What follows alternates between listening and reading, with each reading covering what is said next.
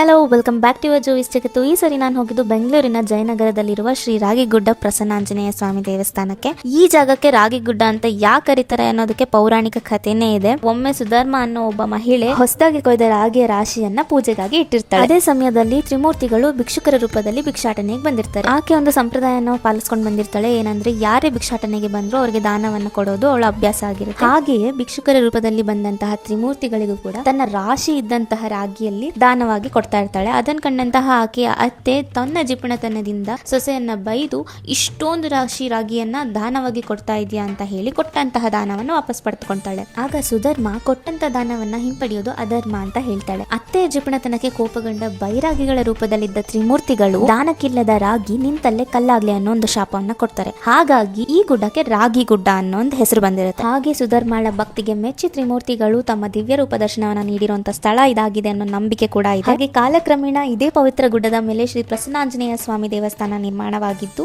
ಭಕ್ತರು ಇಂದಿಗೂ ಆ ಸ್ಥಳಕ್ಕೆ ಆಂಜನೇಯ ಸ್ವಾಮಿಯ ಆಶೀರ್ವಾದ ಪಡೆಯೋದಕ್ಕೆ ಹೋಗ್ತಾ ಇರ್ತಾರೆ. ಈ ಕಥೆಯಿಂದ ನಾವು ತಿಳ್ಕೊಳ್ಳೋದೇನಪ್ಪಾ ಅಂದ್ರೆ ದಾನ ಎಂದಿಗೂ ವ್ಯರ್ಥ ಆಗೋದಿಲ್ಲ. ನಿಜವಾದ ಭಕ್ತಿ ಮತ್ತೆ ಧರ್ಮವನ್ನ ದೇವರು ಯಾವತ್ತಿಗೂ ಮೆಚ್ಚುತ್ತಾನೆ ಅಂತ ಹೇಳ್ತಾ ಥ್ಯಾಂಕ್ಸ್ ಫಾರ್ ವಾಚಿಂಗ್.